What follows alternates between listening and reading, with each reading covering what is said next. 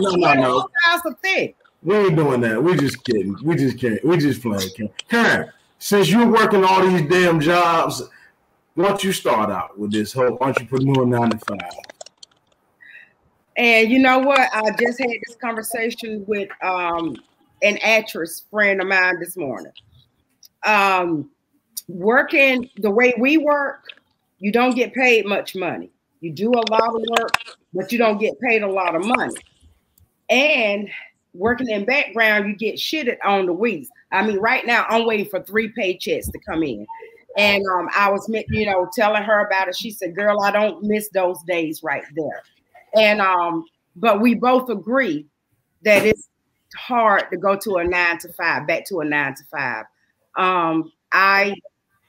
I've been an entrepreneur now for the last 8 years. I've, done my own marketing business, and I'm thinking about starting that back as the way of getting extra money. Where, I did live Facebook marketing.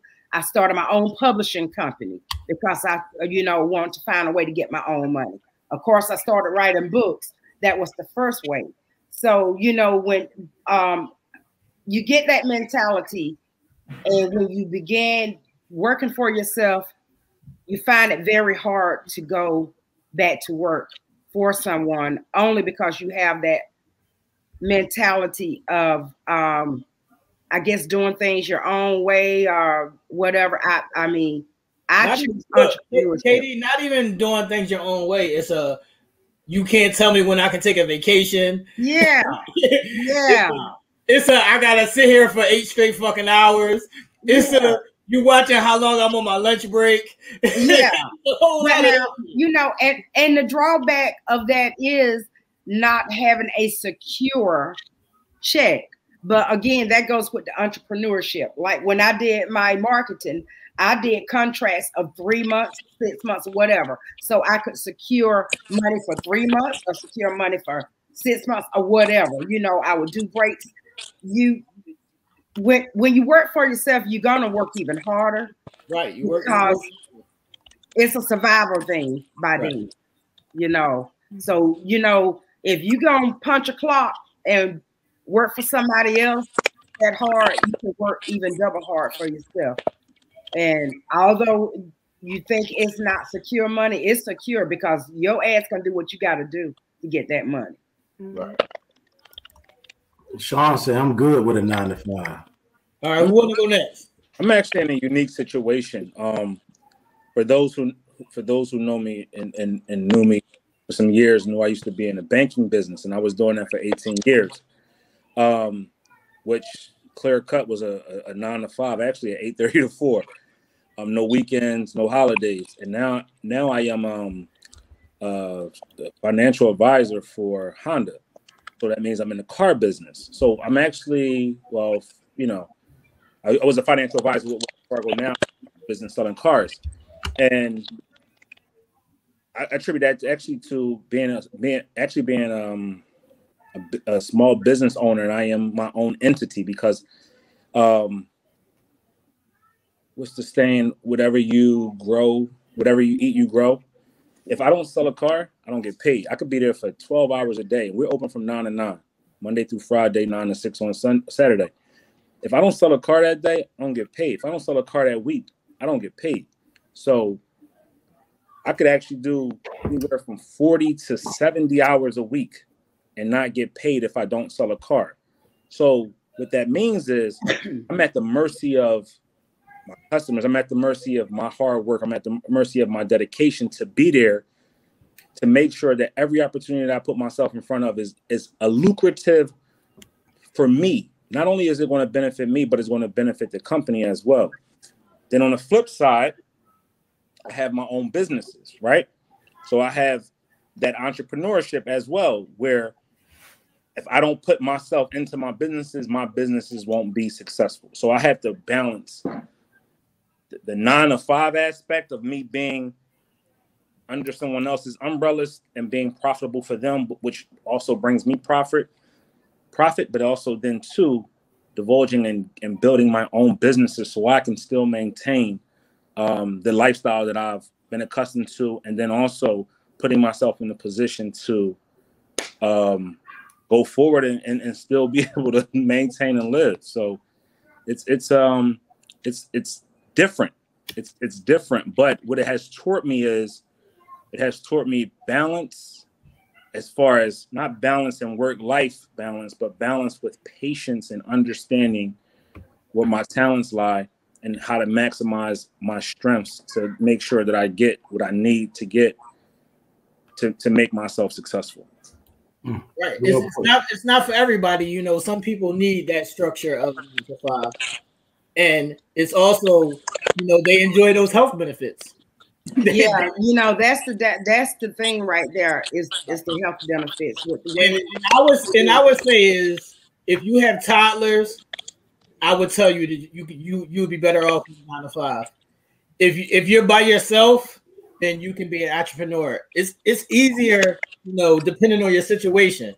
So it all depends on your situation and how you're built as a person. I would say, I honestly, for me, and just to piggyback off of some shows that we talked about a couple of months ago, because I was diagnosed with MS, I have to almost, not saying I have to, but I find a little bit more comfort in knowing that I have an umbrella over me, which has a health program, right? Benefits that any event that I need to go to the hospital or have great benefits that I can go, right? Because if I am my own business owner, yes, I can do that. But health insurance is so expensive, right? Especially when you have an underlying condition or some kind of condition. Like, I could be hospitalized 3 or 4 times a year. I frequently go to the hospital just to get pain shots to take away the pain. What is it? It's June. I've probably been to the hospital maybe 15 times this year, be it either hospital or some type of urgent care type of situation, just to get some type of relief or to mitigate something that may add on to my condition that may push me over the top, right? Because out-of-pocket expenses, when I was, for the 2 years that I wasn't under somebody else's umbrella and I was my own little entity, doing my own little small business thing, man, I averaged like $25,000 a year in medical expenses, which is crazy. And still having to take care of homes in 2 different states and everything. It's crazy. So 9 to 5 for me, but still having my own businesses help as well too. What you got, She-Belle? Well, I wish I would have took life a lot serious when I was younger. You know what I mean? I think that the older I'm tired. I've been working in the mental health field for 18 years. And that's both of my jobs. I got 2 jobs. And I sit back and think about, you know, starting my own business, but it's a lot of things that, you know what I mean, just is not going to allow me to do it right now. I mean, I can do it, but it would take more work than I can offer myself right now. You know, because we still, you know, going through a little recovery from the pandemic situation, because my kids, I had to get the second job because now my kids are home all day. So I didn't get welfare or anything like that. So I had to get a second job to make sure food stayed in the house. So, you know, I had to once again put my dreams on hold of starting my own business to take care of, you know, different individuals, because that's all I know how to do all my life. All I know how to do is care for people. Ever since I was in, you know, middle school, until in middle school, they had a program at Misericordia Hospital that now is Mercy Hospital, candy striping. I always cared for people growing up. So anything else I wouldn't know how to do. So, you know, I am still going to pursue my dreams because that's what I want to do. But I got to get over this hump of things that's going on, still lingering from the pandemic. But having a 9 to 5, I feel like I'm putting all my energy into somebody else's company. They growing, but I'm not. Right. So, you know, now I want to go out there and do things on myself. Because, like, you know, for those who don't know me, I got 3 sons, 21, 19, and 9. The oldest, the middle child, he graduates this Friday. So I got 2 down, 1 more to go. And, you know, I'm trying to find out where that balance is at so I can start slivering into, you know, getting my thing together. Right. My whole thing is, you know, it's good if you just have a job, period. Right. But we also have to be aware of those jobs. They don't care about us at all. And as much as we, put in a 2-week notice, as much as we want our pensions and our 401ks, they'll come in before your lunch break and fire you and not give a fuck. Absolutely. Once they're through with you, no 2-week notice or nothing. They don't say, well, Right. Miss Williams, you got to find a job in 2 weeks because we're going to let you go. But you got to get them 2 weeks notice before you leave them. Right. With health insurance, it's really now essential that you have, because now I just recently got divorced. I carry all of my health benefits through my ex. Right now, I am uncovered. So if something come up with me, I am literally screwed without a damn condom. But I have faith as well, because I know, working in the medical field for so many years, I also know that there are innocent programs out there to help people. So there is no way that they can deny you help when you really need it. So it's all about knowing your resources. And also here in Philly, I don't know what it is for down south, but it's a program called Select Plan B for women who don't have insurance. You get Select Plan B under Obamacare, and you already be taken care of for your, female needs.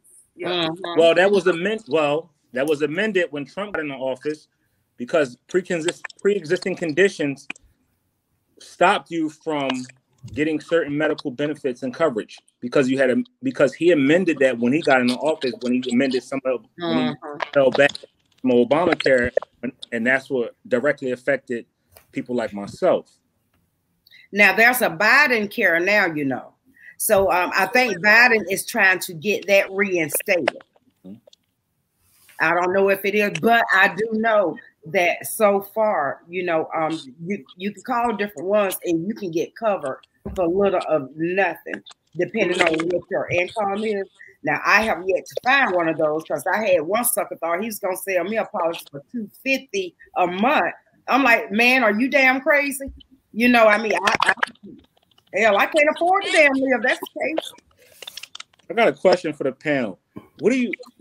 We've been conditioned and told all our lives, especially this generation here and generations going forward, that secondary education is key, and you should go for it. How do y'all feel about that? As being a college graduate, I feel like everything I learned in school, I do not use. I think it's a scam, bro. I think it's a scam. I'm not saying that because I enjoy learning and I enjoy certain things. It depends on if you're getting a trade or whatever, but I definitely believe college is a scam.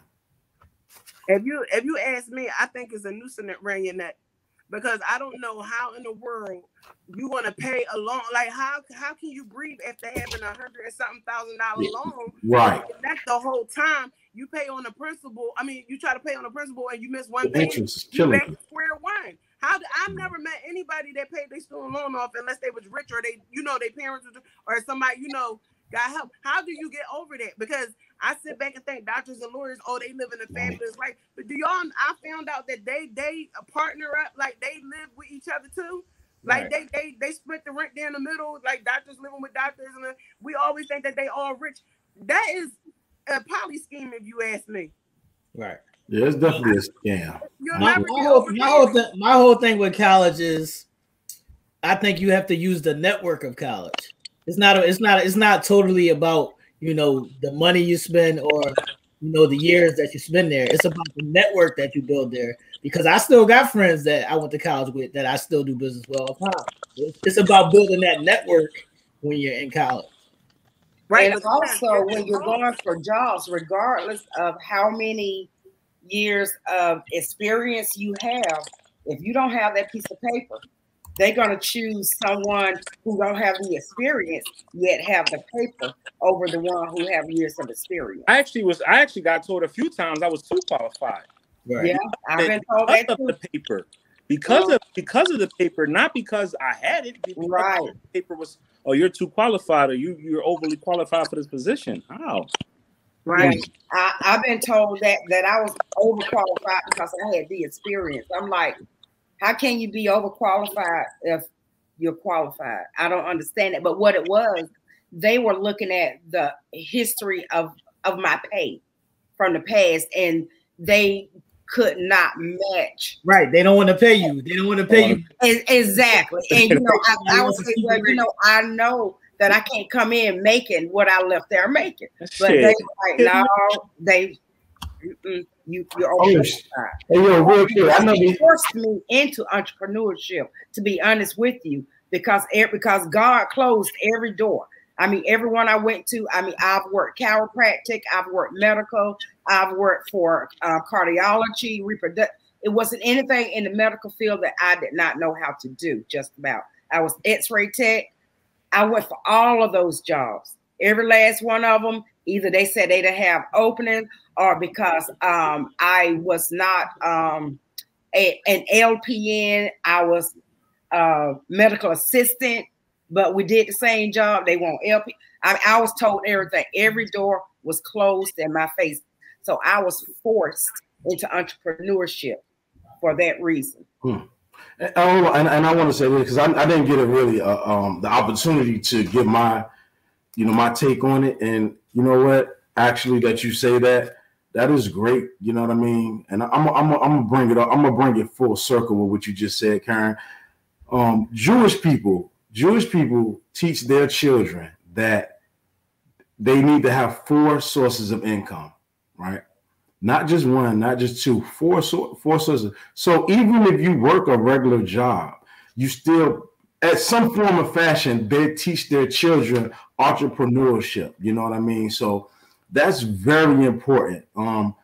So me being in the military, and I don't look at that as a job, and maybe I've been brainwashed because I look at it as a career now. When I first went in, when I was young, it was just a job. And I said I'd never go in the military. But for me, I went in because it saved my life. I just wanted to get out the hood. I just couldn't take that. And I wanted to get far, far away. And it instilled in me a lot of things that the streets just can't provide, won't provide: training, leadership, mentality, and like T said, networking, very important. So I think there's a difference in the military. It's not for everybody, just like a regular job is not. And it was many days I wanted to say, you know what, man, screw this. I'm top, I can't do this. I hate it, but, I was able to, just push forward. So with the benefits of that, and yeah, I've many days, and a lot of days I wanted to swing on people, and I knew I couldn't because I didn't want to deal with the consequences.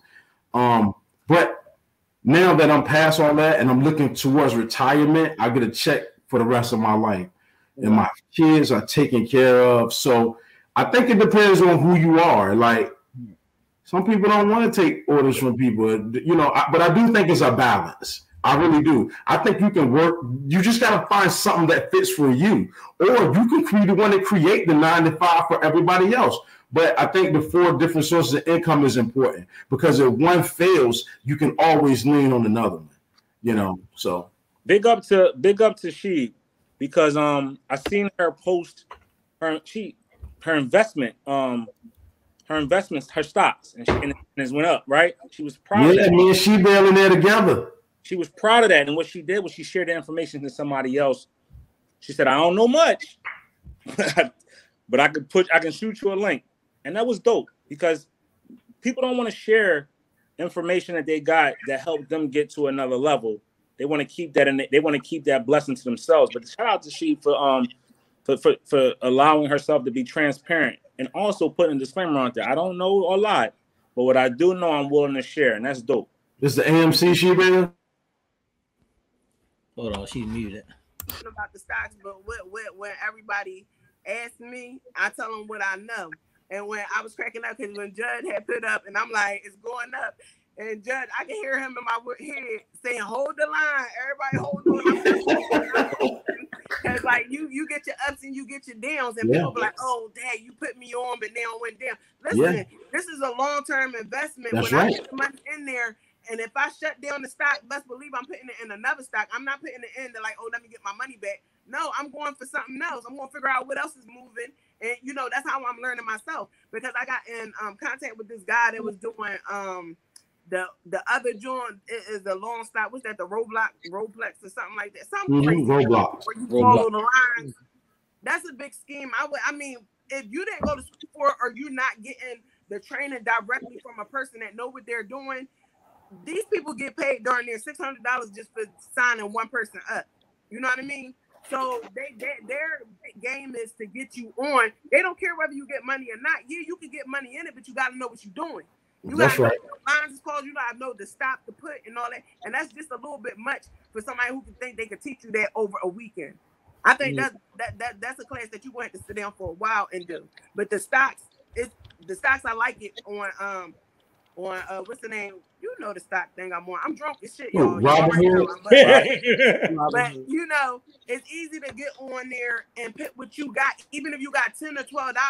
This is the stuff that our great grandparents were telling us about when they bought them little bonds and them little things, and now they sitting on the brick. You know what I mean? And you wonder how Grandpa will never go to work. Where he getting the money from? Because Grandpa invested in these times when they was going through pandemics, when they was buying them dollar houses and stuff. So when I did get the stimulus, I said I gave my kids their money. I told them about it. It wasn't for them. I decided to put something in there for them because I didn't have, you know, anything else to offer them. So hopefully it'll sit there and, you know, gain or, you know, have something for them later. It's not really for me. So I don't care to just dip in and take my money out, put it back in my bank account.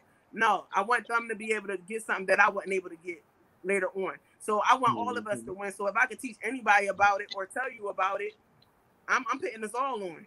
That's right. And hey, look, Janine, everybody, make sure AMC going to blow up. They just got exposed. The hedge funders got exposed for doing naked sales. I'll put the link on our Sunday Night Wind Down page so y'all can actually see what that means. But they got caught doing some BS, basically. So the hedge funders did. So, okay. Yeah, I'll talk to y'all about it offline. But I just want to say one thing. I want to shout out a man. His name is Emmerich Judge. He passed away. Rest in peace. But he built Wild Water Rappers and Motor World down here. He finished building the Martin Luther King Monument. That's my uncle. He was a construction. He had his own brick mason and construction site and a business. And it was so crazy because when family members or friends came home from jail, he was able to provide them with jobs. You know what I mean? Me and my cousins was able to go make money, you know what I mean, in the summertime, you know, as a black business owner. He just provided people with a lot of opportunities. So it's definitely important that we be able to create for our own and with our own to support our own. So definitely it's both. So, you know, just wanted to shout that out because it's definitely important. And Judge, I just wanted to say that people also have to know the distinction between a dead-end job and a career. Yeah, facts. Absolutely. I agree with that 100%.